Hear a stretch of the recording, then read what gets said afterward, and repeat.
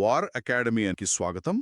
UPSC, TGPSC, APPSC మరియు అన్ని ప్రభుత్వ పరీక్షల తయారీకి మీ నమ్మకమైన గమ్యం. స్వాగతం. సైన్స్లో కొన్ని విషయాలు మనకు బాగా తెలిసినట్లు అనిపిస్తాయి. అవును.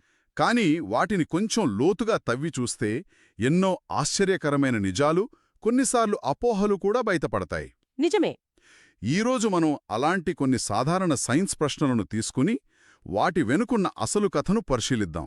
ఇది ఒక సరదా క్విజ్ లాంటిదే అనుకోవచ్చు. బావుంది.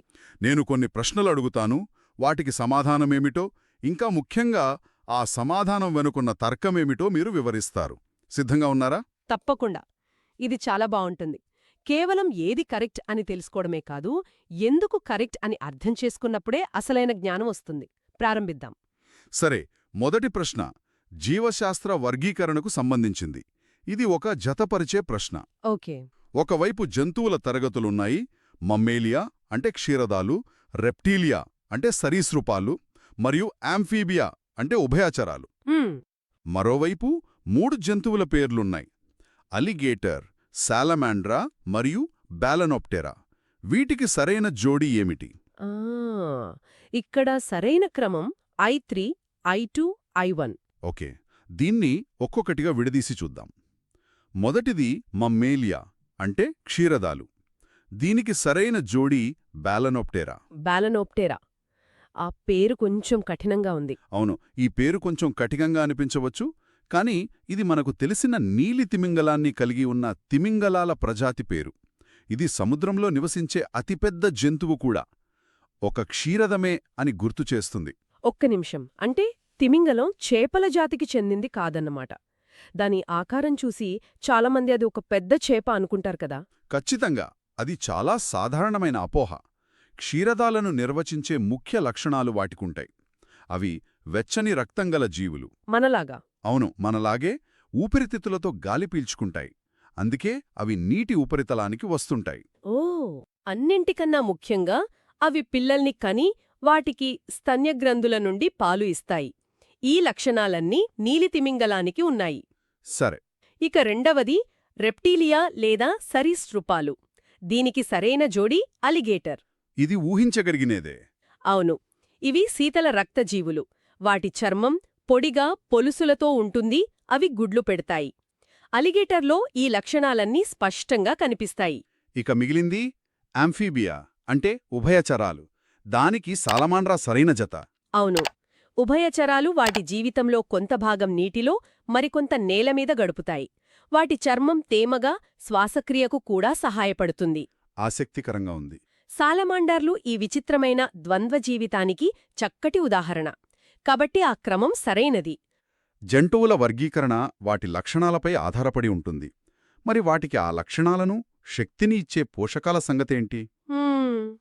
మనం తినే ఆహారంలో ఏది దేనికి ప్రసిద్ధి అనే దానిపై మనకు కొన్ని అపోహలుంటాయి. అలాంటి ఒక్క ప్రశ్నే ఇది. కింది వనరు పోషకం జతలలో ఏది సరిగ్గా సరిపోలింది? చెప్పండి ఆప్షన్లు: పాలకూర ప్రోటీన్లు, జామ కొవ్వులు, యాపిల్ ఐరన్ మరియు నిమ్మ calcium.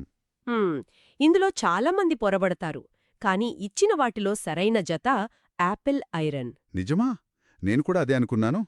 An Apple a day keeps the doctor away అంటారు కదా. బహుశా ఐరన్ పుష్కలంగా ఉంటుందేమో. అక్కడే అసలు విషయం ఉంది. చాలామంది యాపిల్ని ఐరన్కి పెద్ద వనరుగా అనుకుంటారు, కాని నిజానికి కాదా? కాదు. 1 కప్పు యాపిల్ ముక్కల కన్నా 1 కప్పు పాలకూరలో దాదాపు 10 రెట్లు ఎక్కువ ఐరన్ ఉంటుంది. అయితే ఆసక్తికరమైన విషయమేంటంటే యాపిల్లో ఉండే విటమిన్ సి మనం తినే ఇతర ఆహారాల నుండి ఐరన్ను శరీరం గ్రహించడానికి అద్భుతంగా సహాయపడుతుంది. ఓ, అలాగా?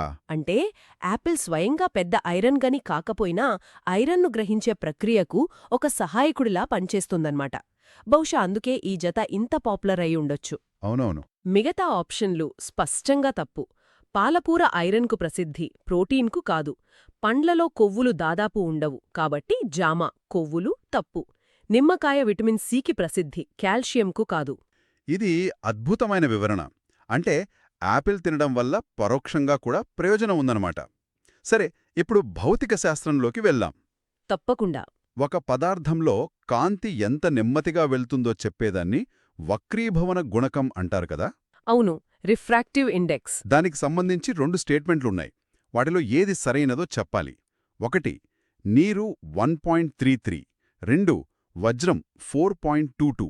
దీనికి సరైన సమాధానం కేవలం ఐ మాత్రమే. అంటే రెండోది తప్పా? అవును. నీటి ప్రామాణిక వక్రీభవన గుణకం సుమారు 1.33. ఇది ఖచ్చితమైన విలువ. కాబట్టి మొదటి స్టేట్మెంట్ సరైనది. ఒక్క నిమిషం, వజ్రం వక్రీభవన గుణకం 2.42 మాత్రమేనా? నాకెందుకో అది చాలా ఎక్కువ ఉంటుందని గుర్తుంది. బహుశా నేను దాని కాఠిన్యంతో అయోమయపడ్డానేమో. వజ్రం అత్యంత కఠినమైనది కదా? మీరు చాలా మంచి పాయింట్ లేవనెత్తారు. చాలామంది ఈ రెండింటి మధ్య గందరగోళానికి గురవుతారు. అవునా?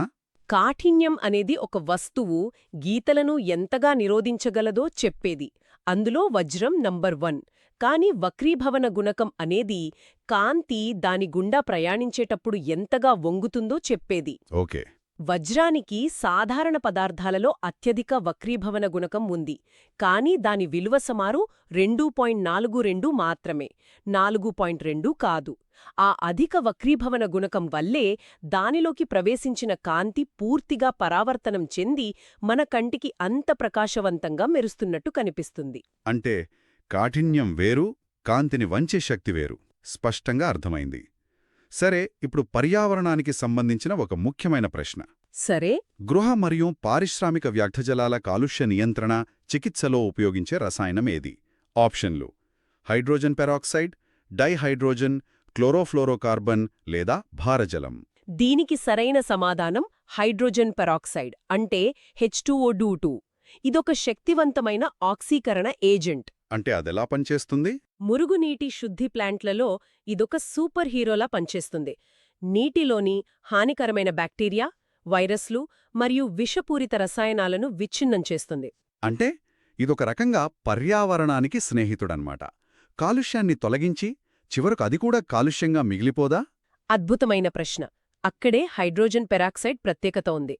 అది తన పని పూర్తి చేశాక కేవలం నీరు, అంటే H2O, మరియు ఆక్సిజన్ O2 గా విడిపోతుంది. వావ్! అంటే కాలుష్యాన్ని తొలగించి చివరకు పర్యావరణానికి మేలు చేసే పదార్థాలుగానే మారిపోతుంది. అందుకే దీన్ని గ్రీన్ కెమికల్ అని కూడా అంటారు. అవును. మిగతా ఆప్షన్లు చూస్తే డైహైడ్రోజన్ ఒక ఇంధనం, CFC స్వయంగా ఒక పెద్ద కాలుష్యకారకం, ఇక భారజలం న్యూక్లియర్ రియాక్టర్లలో వాడతారు. వీటికిక్కడ సంబంధం లేదు. చాలా బావుంది. ఇప్పుడు మళ్ళీ రసాయన శాస్త్రంలోకి వద్దాం. 3 పదార్థాలు: స్వచ్ఛమైన నీరు, సోడియం హైడ్రాక్సైడ్ ద్రావణం మరియు నిమ్మరసం. ఓకే. ఈ పదార్థాలను వాటి pH విలువల ఆరోహణ క్రమంలో, అంటే తక్కువ నుండి ఎక్కువకు అమర్చండి. దీనికి సరైన క్రమం I3I, అంటే నిమ్మరసం, స్వచ్ఛమైన నీరు, సోడియం హైడ్రాక్సైడ్. ఎందుకని? ఏంటంటే pH స్కేల్ 0 నుండి 14 వరకు ఉంటుంది. 7 కన్నా తక్కువ ఉంటే ఆమ్లం, 7 ఉంటే తటస్థం, 7 కన్నా ఎక్కువ ఉంటే క్షారం. తక్కువ pH విలువ అంటే ఎక్కువ ఆమ్లత్వం. సరే. మనం దీన్ని రుచిపరంగా కూడా గుర్తుంచుకోవచ్చు. బాగా పుల్లగా ఉండే నిమ్మరసంలో సిట్రిక్ యాసిడ్ ఉంటుంది, కాబట్టి దాని pH విలువ చాలా తక్కువ, సుమారు 2-3. అవును. తర్వాత రుచిలేని స్వచ్ఛమైన నీరు, ఇది తటస్థం, దాని pH విలువ సరిగ్గా 7. ఇక చివరిగా సోడియం హైడ్రాక్సైడ్, ఇది సబ్బులలో వాడే ఒక బలమైన క్షారం, చాలా చేదుగా ఉంటుంది. దీని రుచి చూడకూడదు కదా? అస్సలు చూడకూడదు. దీని pH విలువ చాలా ఎక్కువ, సుమారు 13-14. కాబట్టి క్రమం స్పష్టంగా నిమ్మరసం, నీరు, సోడియం హైడ్రాక్సైడ్. రుచితో ముడిపెట్టి చెప్పడం వల్ల ఇది బాగా గుర్తుంటుంది. ఇప్పుడు మరో జతపరిచే ప్రశ్న. ఇది వివిధ పదార్థాలలో ధ్వనివేగం గురించి. ఆసక్తికరంగా ఉంది. ఒకవైపు పదార్థాలు ఇథనాల్, సల్ఫర్ డయాక్సైడ్, నికెల్. మరోవైపు 3 వేగాలు మీటర్ పర్ సెకండ్లో 640, 1207, 3213. సరైన జత ఏమిటి? దీనికి సరైన జత I1, I2, I3-1. ఇక్కడ మనం గుర్తుంచుకోవాల్సిన ఒక ప్రాథమిక సూత్రముంది. అదేమిటి? పదార్థం యొక్క కణాలు ఎంత దగ్గరగా ఉంటే ధ్వని అంత వేగంగా ప్రయాణిస్తుంది. ఓహ్! కాబట్టి ధ్వనివేగం ఘన పదార్థాలలో అత్యధికంగా, ద్రవాలలో మధ్యస్థంగా మరియు వాయువులలో అత్యల్పంగా ఉంటుంది. ఇచ్చిన వాటిలో నికెల్ ఒక ఘనలోహం. అవును. కాబట్టి దానిలో ధ్వనివేగం అత్యధికంగా ఉండాలి. ఇచ్చిన విలువలలో అత్యధికం 6040 మీసే. సో 3-1. సరే. అది సులభంగానే ఉంది. ఇక ఇథనాల్, సల్ఫర్ డయాక్సైడ్ మిగిలాయి. ఇథనాల్ ద్రవం, సల్ఫర్ డయాక్సైడ్ వాయువు. అంటే ఇథనాల్లో వేగం ఎక్కువగా ఉండాలి కదా. సరిగ్గా పట్టుకున్నారు. కాని ఇక్కడే ఒక చిన్న ట్విస్ట్ ఉంది. ఏంటది? ఇథనాల్ ఒక ద్రవం, సల్ఫర్ డయాక్సైడ్ ఒక వాయువు. మన నియమం ప్రకారం ద్రవంలో వేగం ఎక్కువ ఉండాలి. కాని ఇచ్చిన విలువలలో 1207 మీసే మరియు 3213 మీసే ఉన్నాయి. అవును. మనం ఇథనాల్కి 1207ను, సల్ఫర్ డయాక్సైడ్కి 3213ను జతచేయాల్సి వస్తుంది. ఇది మన నియమానికి విరుద్ధంగా ఉంది. అదేంటో అలా? దీనికి కారణం ధ్వనివేగం కేవలం పదార్థ సాంద్రతపైనే కాకుండా దాని సంపీళ్యత మరియు ఉష్ణోగ్రత మీద కూడా ఆధారపడి ఉంటుంది. కొన్ని ప్రత్యేక పరిస్థితులలో కొన్ని వాయువులలో ధ్వనివేగం కొన్ని ద్రవాల కన్నా ఎక్కువగా ఉండవచ్చు. ఇది సైన్స్లోని ఒక ఆసక్తికరమైన మినహాయింపు. వావ్! అంటే సాధారణ నియమానికి కూడా మినహాయింపులుంటాయన్నమాట. ఇది నిజంగా ఒక డీప్ డైవ్. సరే, ఇప్పుడు మళ్ళీ జీవశాస్త్రంలోకొద్దాం. తప్పకుండా. శైవలాలు అంటే ఆల్గే మరియు వాటి ప్రత్యుత్పత్తి విధానాలను జతపరచాలి. ఒకవైపు ఐ యూలోథ్రిక్స్, ఐ యూడోరినా, 3 వాల్వాక్స్. మరోవైపు వాటి విధానాలు 1 ఊగమస్, 2 ఐసోగమస్, 3 అనైసోగమస్. దీనికి సరైన జత I2, సెకండ్ 3, థర్డ్ 1. ఈ పదాలు కొంచెం క్లిష్టంగా అనిపించినా వాటి వెనుక ఉన్న భావన ఒక పరిణామ క్రమాన్ని చెబుతుంది. అంటే దీన్ని ఒక కథలా చూద్దాం. ప్రత్యుత్పత్తిలో మొదటి దశ ఐసోగ్యామస్. ఐసో అంటే సమానం.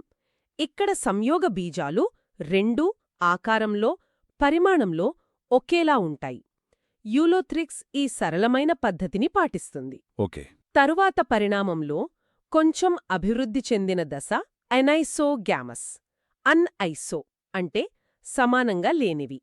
ఇక్కడ సంయోగ బీజాలు పరిమాణంలో వేరువేరుగా ఉంటాయి.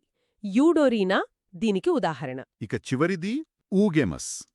అది మానవులలో జరిగే ప్రత్యుత్పత్తికి దగ్గరగా ఉంటుందా? ఖచ్చితంగా. ఊగెమస్ అనేది అత్యంత అభివృద్ధి చెందిన విధానం. ఇందులో ఆడ సంయోగ బీజం అంటే అండం పెద్దదిగా, చలనం లేకుండా ఉంటుంది.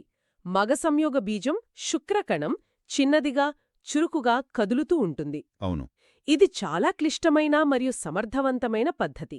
వాల్వాక్స్ అనే శైవలం ఈ పద్ధతిని ప్రదర్శిస్తుంది. కాబట్టి ఇది ఒక రకంగా ప్రత్యుత్పత్తిలో ఆదిమ దశ నుండి ఆధునిక దశ వరకు ఉన్న ప్రయాణంలాంటిది. చాలా బావుంది. ఇప్పుడు క్షీరదాల గురించి మరో ఆసక్తికరమైన ప్రశ్న. ఈ కింది జతలలో ఏవి సరైనవి? స్టేట్మెంట్ ఐ ప్లాటిపస్ అండోత్పాదకం అంటే గుడ్లు పెట్టేది. స్టేట్మెంట్ 2 కంగారు శిశుత్పాదకం అంటే పిల్లల్ని కనేది. దీనికి సరైన సమాధానం ఐ మరియు రెండూ సరైనవి. నిజంగా నేను క్షీరదాలన్నీ పిల్లల్నే కంటాయని బలంగా నమ్మాను. గుడ్లు పెట్టే క్షీరదముందని ఇప్పుడే స్పష్టంగా తెలిసింది. ఇది జీవపరిణామంలో ఏదైనా ప్రత్యేక దశను సూచిస్తుందా? అవును, ఇది క్షీరదాల పరిణామంలో ఒక అద్భుతమైన అధ్యాయం. ప్లాటిపస్ మోనోట్రీమ్ అనే ఒక పురాతన విభాగానికి చెందినది. మోనోట్రీమ్? అవును, ఇవి సరీసృపాలకు, క్షీరదాలకు మధ్య వారధిలాంటివి. వాటికి క్షీరదాల్లా బొచ్చు ఉంటుంది, పాలు ఇస్తాయి, కాని సరీసృపాల్లా గుడ్లు పెడతాయి. వావ్! ఇవి జీవించి ఉన్న శిలాజాలిలాంటివి. ఇక కంగారు సంగటికి వస్తే అది మార్సుపియల్ వర్గానికి చెందినది. అది పూర్తిగా అభివృద్ధి చెందిన ఒక చిన్న పిండంలాంటి పిల్లకు జన్మనిస్తుంది. ఓహ్! ఆ పిల్ల తల్లి కడుపుపై ఉండే ఫంచిలోకి చేరి అక్కడ పాలు తాగుతూ పూర్తిగా పెరుగుతుంది. ఇది గుడ్లు పెట్టదు, నేరుగా పిల్లకు జన్మనిస్తుంది కాబట్టి ఇది కూడా శిశుత్పాదకమే. అందుకే రెండు స్టేట్మెంట్లు సరైనవే. Statement I iodine గైటర్. Statement 2 calcium రక్తహీనత అంటే అనీమియా. ఇందులో సరైన సమాధానం కేవలం ఐ మాత్రమే. ఎందుకు? మొదటిది చాలా స్పష్టంగా ఉంది. మన గొంతులో ఉండే థైరాయిడ్ గ్రంథి థైరాక్సిన్ హార్మోన్ ఉత్పత్తి చేయడానికి అయోడిన్ చాలా అవసరం. అది లోపిస్తే థైరాయిడ్ గ్రంథి వాచిపోతుంది. ఆ పరిస్థితినే గైటర్ అంటారు. ఇది నివారించడానికే మనం వాడే ఉప్పులో అయోడిన్ కలుపుతారు కదా? ఖచ్చితంగా. అయోడైజ్డ్ సాల్ట్ అనేది ఒక విజయవంతమైన ప్రజారోగ్య కార్యక్రమం. ఇక రెండో స్టేట్మెంట్ కాల్షియం రక్తహీనత. ఇది తప్పు జత. అదెలా? కాల్షియం లోపం వల్ల ఎముకలు, దంతాలు బలహీనపడతాయి. పిల్లలలో దీన్ని రికెట్స్ అని, పెద్దలలో ఆస్టియోపొరోసిస్ అని అంటారు. రక్తహీనత లేదా అనీమియా ప్రధానంగా మన శరీరంలో ఐరన్ లోపం వల్ల వస్తుంది. ఓ, ఐరన్ లోపం వల్ల? అవును. కాబట్టి కాల్షియంకు రక్తహీనతకు ప్రత్యక్ష సంబంధం లేదు. స్పష్టంగా అర్థమైంది. ఇక మరో ప్రశ్న. జీవించి ఉన్న మొక్కలు మరియు జంతువులపై ఆధారపడి జీవించే జీవులను ఏమంటారు? చెప్పండి. ఆప్షన్లు: సాప్రోఫైట్స్, పారాసైట్స్, ఆటోట్రోఫ్స్ లేదా హెర్బివోర్స్. దీనికి సరైన సమాధానం పారాసైట్స్ అంటే పరాన్నజీవులు. పరాన్నజీవులు. అవును, ఇవి బద్ధకస్తుల లాంటివి. తమ ఆహారాన్ని తాము సంపాదించుకోకుండా జీవించి ఉన్న వేరే జీవి మీద లేదా లోకల చేరి దాని నుండి పోషణను దొంగిలిస్తాయి. ఉదాహరణకు దోమ, జలగ, మనుషుల పేగులలో ఉండే నులి పురుగులు ఇవన్నీ ఉదాహరణలే. సరే. మిగతా పదాలు చూస్తే సాప్రోఫైట్స్ లేదా పూతికాహారులు చనిపోయినా కుళ్ళిపోతున్న వాటిని తింటాయి, పుట్టగొడుగులలాగా. ఆటోట్రోఫ్స్ తమ ఆహారాన్ని తామే తయారు చేసుకుంటాయి, మొక్కల్లాగా. హెర్బివోర్స్ మొక్కలను తింటాయి. అంటే జీవించి ఉన్న వాటిపై ఆధారపడేవి పరాన్నజీవులు మాత్రమే. కరెక్ట్. సరే, ఇక ఈ రోజుకు చివరి ప్రశ్న. ఇది కూడా రసాయన శాస్త్రం నుంచే. ఓకే. ఒక ఆమ్లం లోహంతో చర్య జరిపినప్పుడు ఏ వాయువు వెలువడుతుంది? నైట్రోజన్, ఆక్సిజన్, హైడ్రోజన్ లేదా క్లోరిన్? దీనికి సరైన సమాధానం హైడ్రోజన్. ఇది రసాయన శాస్త్రంలో ఒక ప్రాథమిక సూత్రం. ఆమ్లం ప్లస్ లోహం లవణం ప్లస్ హైడ్రోజన్ వాయువు. అవును. దీన్ని పరీక్షించడానికి స్కూళ్లలో ఒక సరదా ప్రయోగం చేస్తారు. పరీక్ష నాళికలో ఆమ్లం, లోహం చర్య జరుపుతున్నప్పుడు వెలువడుతున్న వాయువు దగ్గరకు మండుతున్న అగ్గిపుల్లను తీసుకెళ్తే అది టప్ అనే చిన్న శబ్దంతో ఆరిపోతుంది. టప్ శబ్దం. నేను చిన్నప్పుడు ఆ శబ్దానికి భయపడి ప్రయోగం మధ్యలోనే వదిలేసి పారిపోయిన సందర్భాలు కూడా ఉన్నాయి. ఆ టప్ శబ్దనే హైడ్రోజన్ వాయువు ఉనికికి నిదర్శనం. అద్భుతం. ఈ ప్రశ్నల ద్వారా మనం కేవలం సమాధానాలే కాకుండా వాటి వెనక ఉన్న ఆశ్చర్యకరమైన సూత్రాలను, అపోహలను, సరదా కథలను కూడా చర్చించుకున్నాం. అవును. సాధారణంగా తెలిసిన విషయాలలో కూడా తెలియని లోతులుంటాయని అర్థమైంది. ఈ విశ్లేషణ అందరికీ బాగా ఉపయోగపడుతుందని ఆశిస్తున్నాను. ఖచ్చితంగా. ఇప్పుడు వినేవారి కోసం మేధోమథనానికి ఒక ప్రశ్న. అడగండి. అంత అభివృద్ధి చెందిన మెదడులను కలిగి ఉంటాయి. మీ ఆప్షన్లు: ప్రైమేట్స్ అంటే కోతులు, మానవులు. ఓకే. ఉంగ్యులాటా అంటే గుర్రాలు, ఆవులు. కార్నివోరా అంటే పులులు, కుక్కలు. లేదా రోడెన్షియా అంటే ఎలుకలు, ఉడతలు. ఆసక్తికరమైన ప్రశ్న. దీని గురించి ఆలోచించండి. మరో ఆసక్తికరమైన అంశంతో మళ్ళీ కలుద్దాం.